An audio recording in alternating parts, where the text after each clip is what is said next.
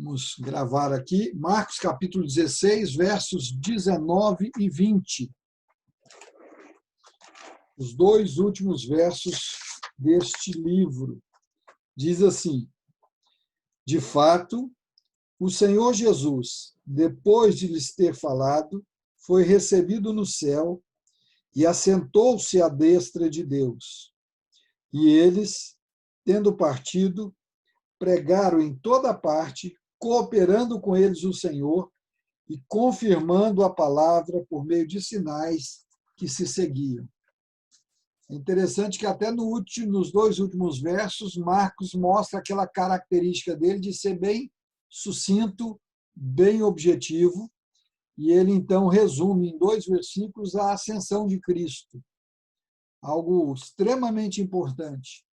Marcos vai caminhar nessa trajetória toda com essa dinâmica de agilidade, de objetividade, de discursos curtos, e ele encerra o seu livro narrando essa ascensão do corpo de Cristo, Jesus sendo assunto aos céus, que marca a conclusão do ministério terreno de Cristo e o início do seu ministério celestial, como sumo sacerdote e advogado do seu povo. E é interessante que Paulo vai dizer aos Romanos assim: quem os condenará? É Cristo Jesus quem morreu, ou antes quem ressuscitou, o qual está à direita de Deus e também intercede por nós.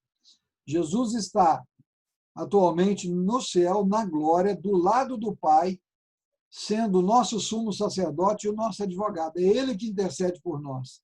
É Ele que pleiteia junto ao Pai, junto à Trindade, todas as nossas causas, principalmente o nosso perdão, a nossa reconciliação. O apóstolo João, na sua primeira carta, no capítulo 2, ele diz assim: filhinhos meus, estas coisas vos escrevo para que não pequeis. Se todavia alguém pecar, temos advogado junto ao Pai, Jesus Cristo justo. E ele é a propiciação pelos nossos pecados, e não somente pelos nossos próprios, mas ainda pelos do mundo inteiro. Ora, sabemos que o temos conhecido, por isso, se guardamos os seus mandamentos. É tão interessante que os próprios dois textos lidos atestam exatamente isso. O sacerdócio de Cristo, que é aquele que intercede por nós, porque a função principal do sacerdote era interceder a Deus em favor do povo. E é isso que Jesus faz hoje por nós. O profeta falava da parte de Deus ao povo. O sacerdote falava de Deus a Deus da parte do povo, intercedia através do povo. E Jesus é não apenas o nosso sumo sacerdote, mas é o nosso advogado, aquele que nos justifica, que nos perdoa, que provê para nós, como diz João, a propiciação dos nossos pecados. Essa ascensão de Cristo, ela faz parte do plano de Deus, do plano eterno de Deus para a nossa salvação. Lá em Salmos, capítulo 24, diz assim: levantai, ó porta, as vossas cabeças, levantai-vos, ó portais eternos, para que entre o Rei da Glória. Já era uma palavra profética que vai se cumprir quando Jesus é assunto aos céus. Então, um dos motivos da ascensão de Cristo é o cumprimento das Escrituras. Marcos e todos os evangelhos deixam bem claro que Jesus veio cumprir tudo aquilo que dele estava predito. Então, a sua ascensão é também para que se cumprisse o que estava predito dele. Lá em Salmo 68, verso 18, também vai falar sobre isso, que diz assim: subiste às alturas, levaste cativo o cativeiro, recebeste homens por dádivas, até mesmo rebeldes, para que o Senhor Deus habite no meio deles. E é interessante a maneira que a Bíblia fala: levaste cativo o cativeiro. Qual é o grande cativeiro do homem?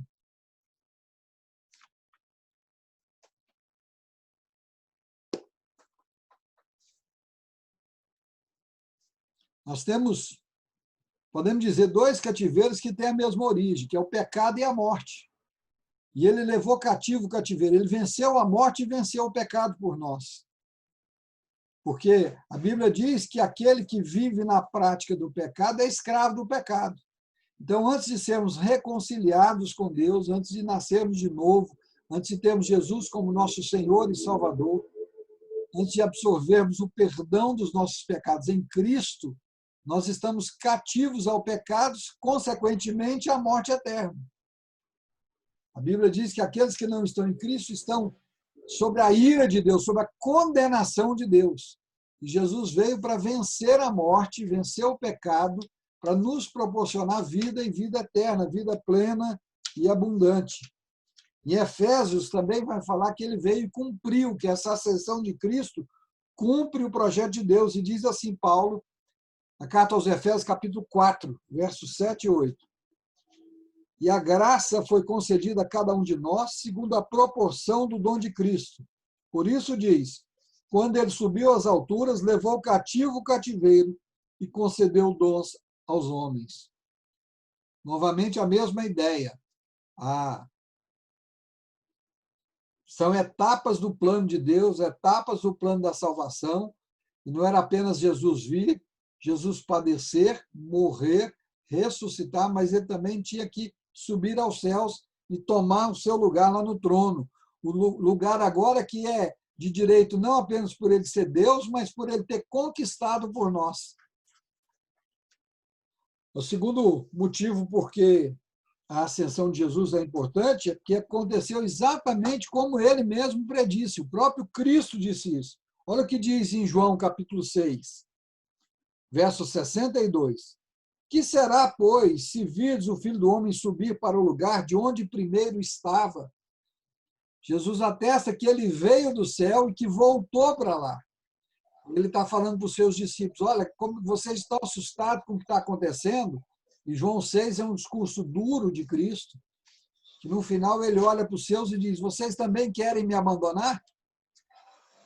E então, um dos motivos dessa ascensão de Cristo é para cumprir o que ele mesmo disse. Novamente, em João, Jesus vai falar também, João 14, 28. Ouviste o que vos disse? Eu volto para junto de vós. Se me amasseis, alegrar-vos-ei de que eu vá para o Pai, pois o Pai é maior do que eu. Jesus novamente dizendo, olha, eu vou embora, eu vou voltar para onde eu vim, eu vou voltar para o Pai. Ele já havia predito a sua morte, a sua ressurreição, e agora ele também está prevendo a sua ascensão.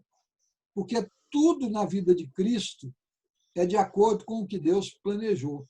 Isso serve para nós de reflexão. Se eu me digo cristão, por que eu não cumpro aquilo que Deus planejou para nós? Por que eu não sigo a sua palavra? Por que eu não sigo o seu plano, o seu projeto? Por isso que nós temos que orar para buscar em Deus os planos de Deus para as nossas vidas. Já não posso mais traçar os meus planos, eu preciso descobrir quais são os planos de Deus. Eu preciso andar conforme a vontade de Deus. Foi isso que Jesus fez.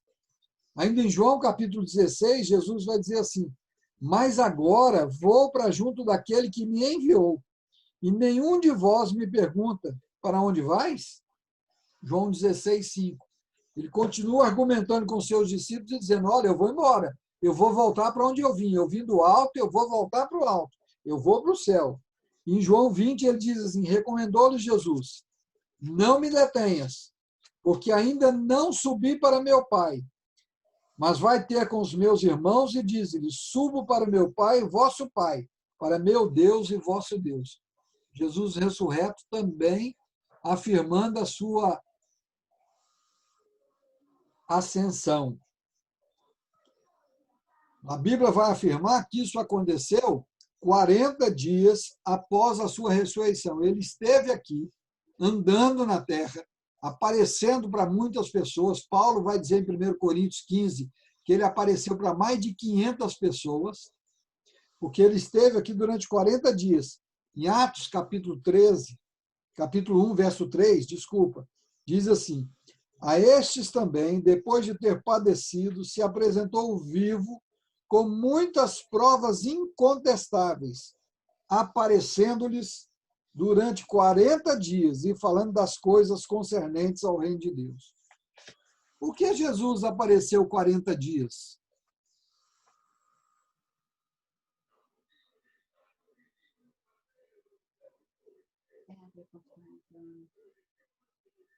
Raquel está perguntando aqui se tem a ver com os 40 anos. Tem a ver com os 40 anos.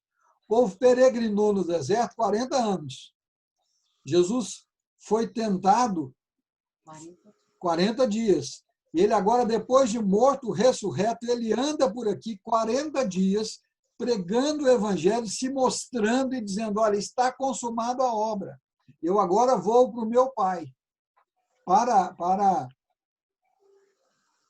aquelas etapas da história de Israel, os 40 eram muito importantes. Teve lá os 40 anos no deserto, os 40 dias da tentação de Cristo e agora os 40 dias do Cristo ressurreto aqui, vencendo e dando provas do vencimento, da morte, do pecado, da nossa condenação eterna.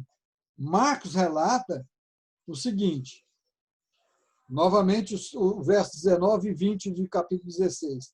De fato, o Senhor Jesus, depois de ter falado, foi recebido no céu e assentou-se à destra de Deus. E eles, tendo partido, pregaram em toda parte, cooperando com eles, o Senhor, confirmando a palavra por meio de sinais que seguiram. Jesus passa também, se você lembrar, 40 dias abrindo a mente deles e anunciando novamente o Evangelho. Lembra lá dos discípulos no caminho de Emaús, quando ele começa a explicar para eles, e aí eles entendem o Evangelho?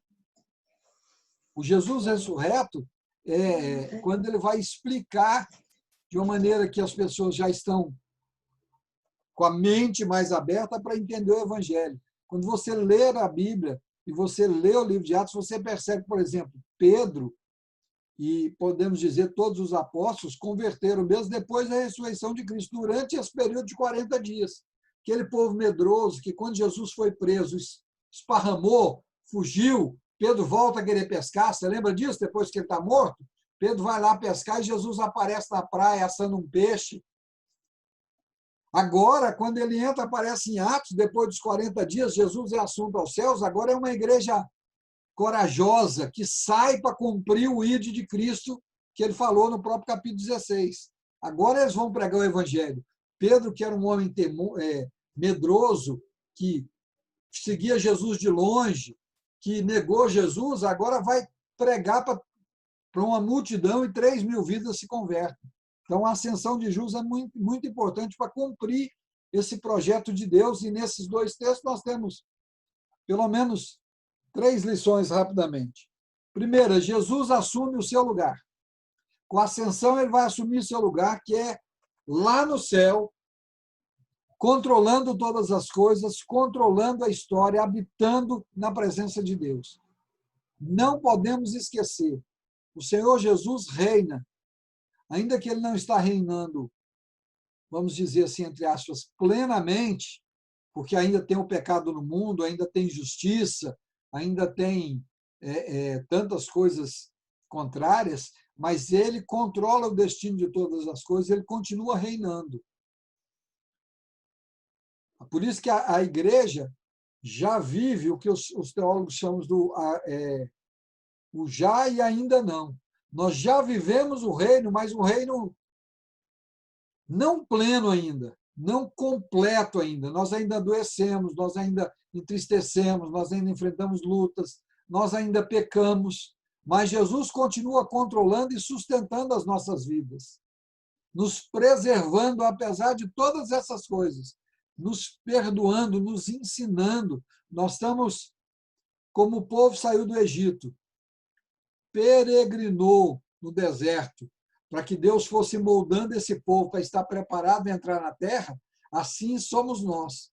Nós deixamos a vida de pecado e estamos peregrinando nessa terra, enquanto Deus vai nos preparando, vai trabalhando em nós, vai fortalecendo as nossas vidas, vai nos santificando, nos preparando para ir morar com Ele na glória. Faz parte desse processo do reinado de Cristo isso. A segunda coisa que esse texto nos deixa claro é que, a partir da ascensão de Cristo, a igreja assume o seu papel. Agora a gente vê os discípulos saíram para pegar o evangelho a toda criatura em toda parte. Até então, eles tiveram pequenas incursões quando Jesus fala, vai. Aí eles vão, lembra lá que vai os 12, depois vai os 70, e eles voltam alegres. Oh, Senhor, que coisa boa, os demônios nos ouvem, os enfermos são curados. Jesus falou, alegrai-vos não por isso, mas porque o seu nome está escrito no livro da vida. Está escrito no céu. Alegra pela salvação. Agora a igreja vai cumprir o ide de Cristo e, vamos colocar assim, dar sequência a essa obra. Eu não diria que a gente pode dizer que a igreja vai completar a obra de Cristo, que a obra dele é completa. Ele mesmo disse, está completo, está consumado. Mas nós vamos, nesse processo de aprendizagem, fazer o que Cristo fez e anunciar o evangelho até que ele venha. É a segunda grande coisa, consequência da ascensão. E a terceira é que agora a igreja trabalha em parceria para a expansão do reino de Deus. Jesus e a igreja trabalhando e concretizando, visando a consumação da obra de Deus. Às vezes a gente perde a noção do privilégio que é poder, Cristo nos dá a oportunidade de trabalhar com Ele e para Ele. Nós, às vezes, imaginamos e temos a noção como se fosse só um peso. Mas é porque nós perdemos a noção do privilégio que é sermos da família de Deus, sermos co-herdeiros com Cristo, filhos de Deus, irmãos de Cristo, e agora trabalhar lado a lado com Ele para anunciar o Evangelho, para aguardar a sua consumação. Por isso que, na semana passada, nós vimos que o nosso papel é pregar o Evangelho. A responsabilidade da conversão não é nossa, mas é o nosso papel ir, obedecer e pregar o Evangelho, porque Jesus foi assunto aos céus. E aí a pergunta que nos cabe é essa, nós temos feito isso? Nós temos entendido este privilégio? Nós temos percebido a honra? A Bíblia diz que os anjos anelaram fazer essa obra e Deus não permitiu. É um privilégio exclusivo nosso, que só nós somos imagem e semelhança de Deus. Nós vamos, em nome de Cristo, anunciar o Evangelho. Recebemos uma autorização, uma procuração da própria pessoa de Deus para fazer isso. Nós falamos em nome dele, nós proclamamos em nome dele. Então, para resumir essa ascensão, nós vemos que a ascensão de Jesus prova que ele conquistou para todos os inimigos, principalmente a morte e o pecado, e que ele reina sobrenaturalmente sobre tudo e sobre todos. Nós podemos declarar que ele reina porque ele ressuscitou e subiu aos céus. A ascensão de Jesus também fez ele se tornar o nosso sumo sacerdote e o advogado diante do Pai. Por isso que João vai dizer que nós temos um advogado diante de Deus. Por isso que eu não preciso mais viver com meu coração triste, abatido, com o peso do pecado. Quando acontece de eu pecar, eu posso me chegar a Deus, pedir perdão, e Ele vai me perdoar, porque o meu advogado é Jesus. Porque o sangue dele foi vertido em meu lugar. E a terceira implicação da ascensão de Jesus é que ela foi necessária para que o Espírito Santo viesse habitar com a igreja, capacitando a igreja a realizar a obra missionária. O próprio Cristo disse, se eu não for, ele não virá. Então, Jesus tinha que subir ao Pai para o Espírito Santo descer. Até a ascensão de Cristo, até a descida do Espírito Santo no Pentecoste, o Espírito Santo esporadicamente visitava alguém.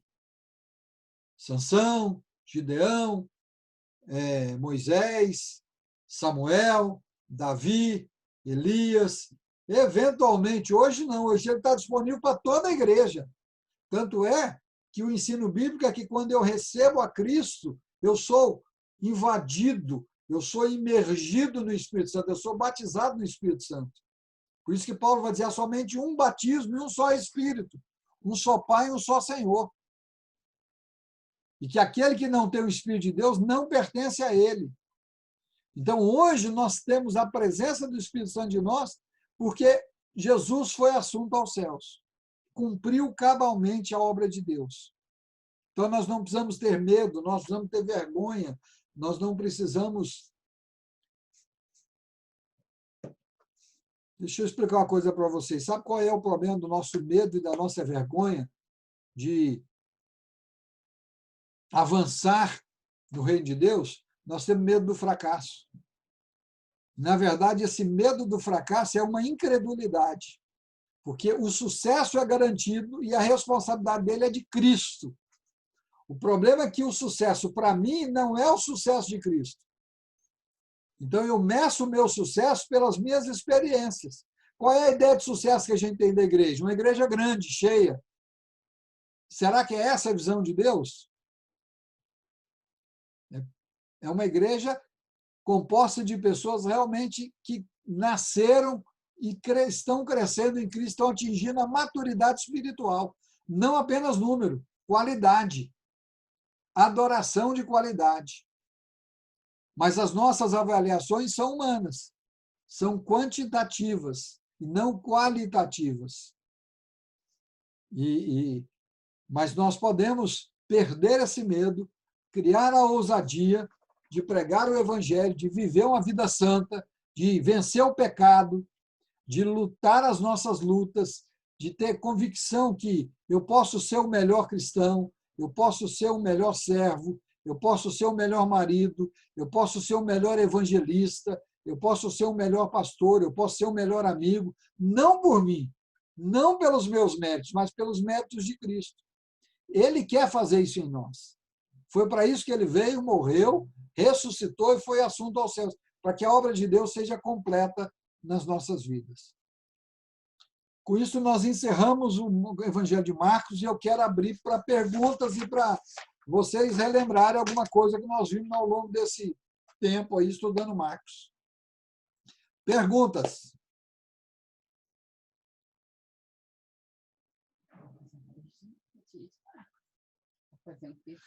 Faz mesmo. Raquel disse que vai fazer um quiz do Evangelho de Marcos para pôr para vocês responderem, viu? Vamos lá, qual é a primeira característica que a gente falou do Evangelho de Marcos? Rápido. Vamos dar algumas rápidas. A Raquel está falando rápido. O que mais?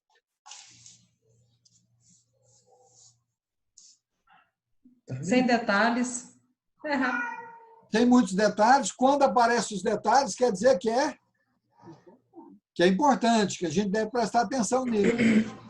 Marcos está muito mais... O livro de Marcos está muito mais fundamentado em quê? Em ação ou em discurso? Ação. Em ação, em atitude. Muito bem, Lívia. E eu acho isso porque, apesar de que a fé vem pelo ouvir e a pregação é algo extremamente importante, o Evangelho de Marcos nos mostra que não é só o falar, é o viver. Eu gosto muito disso, porque o Evangelho de Marcos mostra para mim e para você que, mais do que alguém que fala muito, eu preciso viver o Evangelho. Jesus era ação, ação, ação. Então, ele falava como que deveria amar, demonstrando. Como que deveria ser humilde, demonstrando.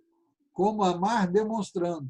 Talvez esteja faltando um pouco mais de ação da nossa parte para com o Evangelho.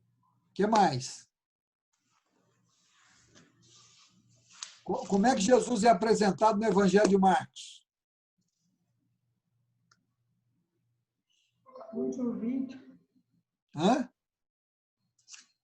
Alguém falou, eu não ouvi. Eu não estou conseguindo aqui. Como é que Jesus apresentou no Evangelho de Marcos?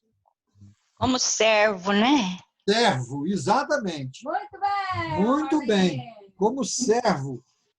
Aquele que veio para servir e não para ser servido. Por isso que Marcos é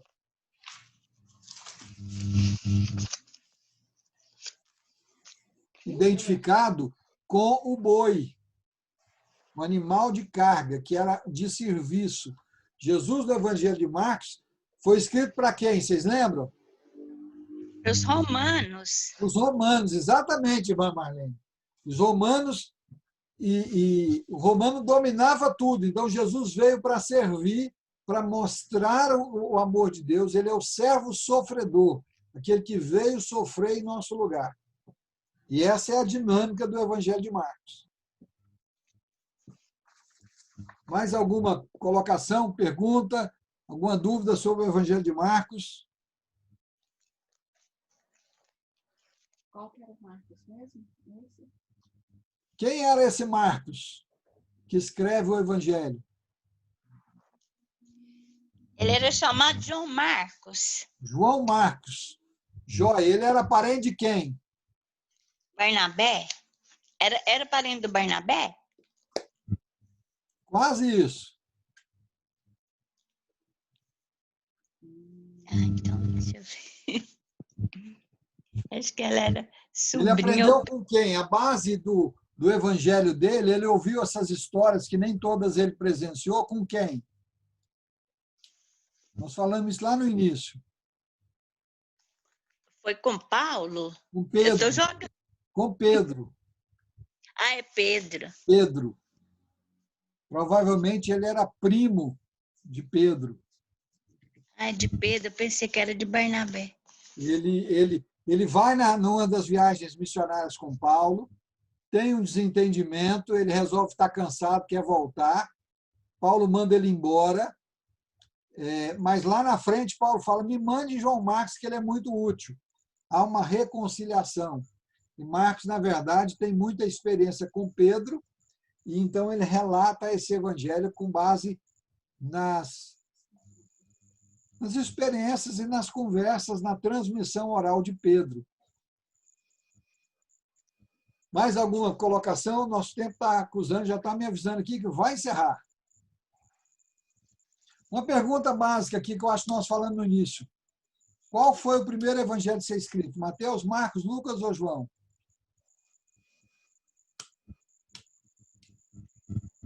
Acho que foi Marcos, não sei. Deixa eu ver. Foi Marcos, irmã Marlene. Muito bem.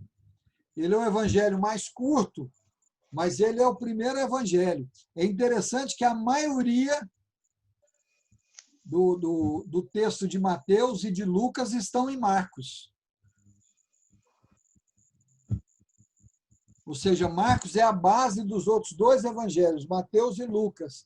João é um pouco diferente, mas é uma base. Quando Lucas fala que fez uma acurada pesquisa, uma das coisas que ele pesquisou foi o Evangelho de Marcos.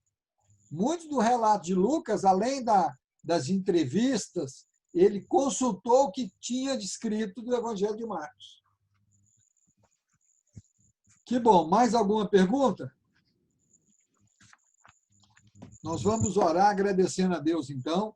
Semana que vem, nós vamos dar início aqui a um estudo panorâmico da Bíblia. Nós vamos dar uma introdução semana que vem, depois nós vamos começar a ver que a gente chama de uma visão panorâmica da Bíblia, como que andando de helicóptero sobre o texto bíblico. Então, nós vamos começar por Mateus, por Gênesis, por que o nome é Gênesis, qual é a ideia de Gênesis, quais são os principais personagens, o que eu preciso entender de Gênesis, e assim nós vamos passar. Imagina que Gênesis a gente tem uma noção, mas quando chegar em Levíticos e Números, por que tanto nome? O que isso tem a ver com o plano da salvação? Nós vamos entender um pouco disso aí, para quando formos ler o texto, vai facilitar bastante a gente entender e fazer os links.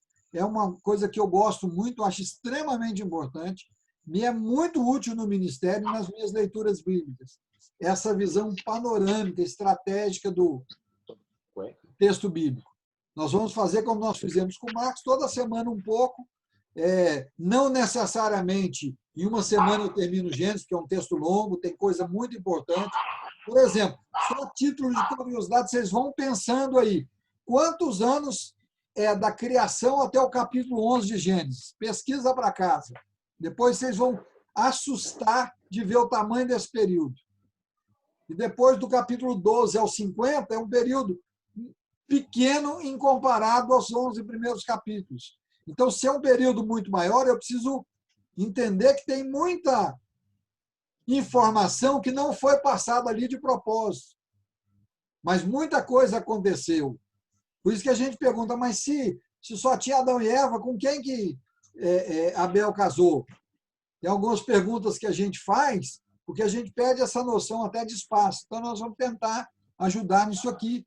Você vai poder perguntar as suas perguntas, as suas dúvidas, tirar suas dúvidas sobre Gênesis, e a gente vai caminhando assim. Tá bom?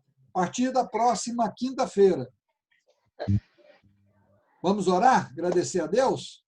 Beni, você ora, por favor, agradecendo a Deus por essa reunião, pelo Evangelho de Marcos. Libera o seu microfone e ore, por favor. Ok.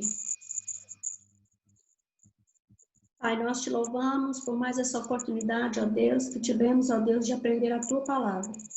Obrigada, meu Deus, pela disposição do pastor de estar, ó Deus, esclarecendo e nos ensinando. Pai, eu te louvo, ó Deus, porque o Senhor, ó Deus, tem dado muitas oportunidades para que possamos crescer, Senhor, crescer na graça e no conhecimento do Senhor. Pai, nós te louvamos, ó Deus, pelo estudo deste evangelho. Pedimos, ó Deus, que o Senhor continue conosco nos próximos estudos, que nós possamos aprender mais cada dia. Eu te louvo, ó Deus, pela vida de cada irmão que tem participado desses estudos. E dos que ainda não participam, que o Senhor possa falar no coração de cada um, e que eles também venham, ó Deus, para aprender mais de Ti. Eu te louvo e te agradeço no nome santo do Senhor Jesus. Amém. Amém. Amém, meus irmãos, muito obrigado. Que Deus abençoe a todos. Lembrando que domingo nós temos o nosso culto às 19 horas. Na quarta-feira nós estamos tendo a nossa reunião de oração. E na quinta-feira nós vamos continuar com o nosso estudo bíblico aqui. Tá bom? Deus abençoe a todos. Uma excelente noite, descanso. Aqueles que estão fazendo a leitura bíblica, amanhã tem mais um capítulo do Lendo a Bíblia com o Pastor. Nós vamos até dezembro, pelo menos. Minha ideia, talvez, se houver... Talvez a gente até continue depois, pegando um outro texto e seguindo a leitura bíblica, sem muita pressa, igual a gente está fazendo um capítulo. Talvez Salmos vai ter dia que vai ter 2, que são pequenos. A gente fazer uma leitura bem gostosa das Escrituras. Obrigado, meus irmãos. A paz do Senhor. Deus abençoe a todos. Amém.